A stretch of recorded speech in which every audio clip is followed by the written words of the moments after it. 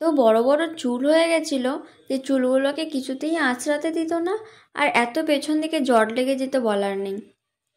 সেই জন্য আজকে আমি বাড়িতে ছিলাম, বাড়িতে থেকে আমি প্রথমে নাড়া মাথা করছিলাম, কিন্তু পারিনি, আর্ধেক করে রেখে দিয়েছিলাম। তারপরে এই কাকা এসে করে দিয়েছে। তো চলো ভিডিওটা দেখতে থাকো আজকে। তো হ্যালো এভরিওয়ান, কেমন আছো তোমরা সবাই? আশা করি সবাই খুব ভালো আছো, আমরাও খুব ভালো আছি। দেখো সকাল সকাল আমরা ঘুম থেকে উঠে কিন্তু সোনামা আর আমি ব্রাশ করে নিচ্ছিলাম।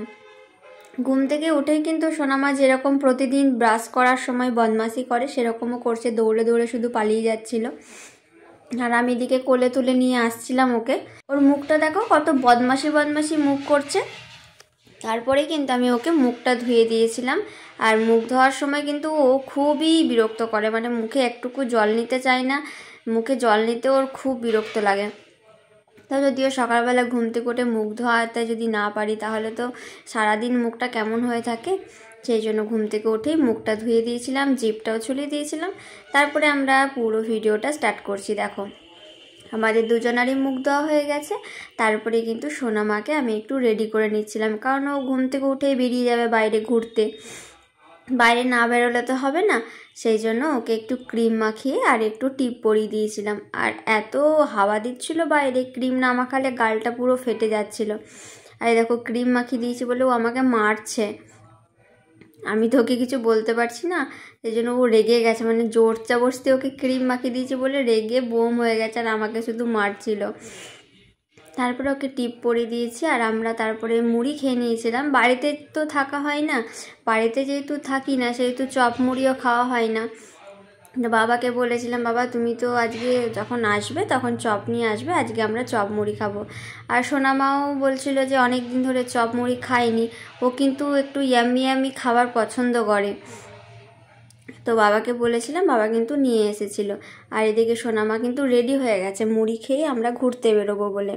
আর এই দেখো চপ নিয়ে চলে এসেছিলো বাবা, আমরা কিন্তু দুজন মিলে চপ মুড়ি খেয়ে নিয়েছিলাম। সোনামা এদিকে টিভি দেখতে দেখতে খাচ্ছিল, টিভি না দেখলে তো খাবে না, সেই জন্য ওকে একটু টিভি চালিয়ে দিয়েছিলাম। আমাদের মুড়ি খাওয়া হয়ে যাওয়ার পরে দেখো আমরা একটু ঘুরতে বেরিয়েছিলাম। সকালবেলা ঘুম থেকে উঠেই বললাম, ওর ঘুম থেকে উঠেই ওকে বাইরে যেতে হবে, ও ঘরে কিছুতেই থাকবে না।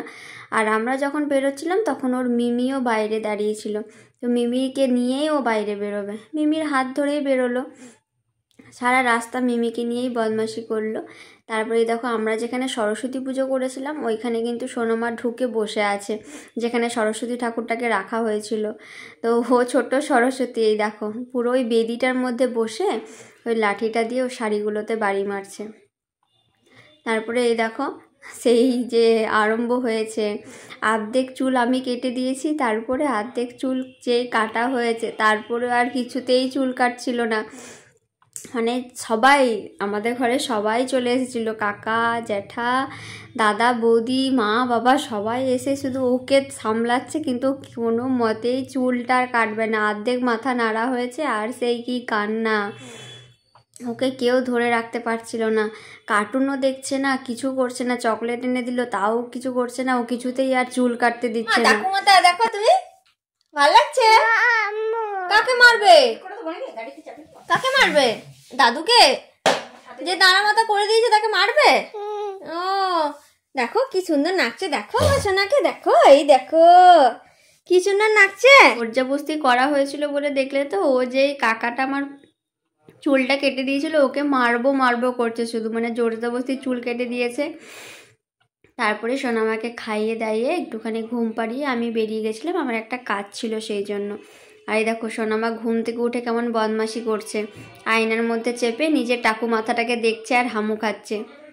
আমি বলছিলাম কেমন লাগছে, ও তো বলছে সুন্দর দারুণ লাগছে, আর ওদিকে হামু খাচ্ছে আর ও নিজের টাকটাকে দেখতে শুধু।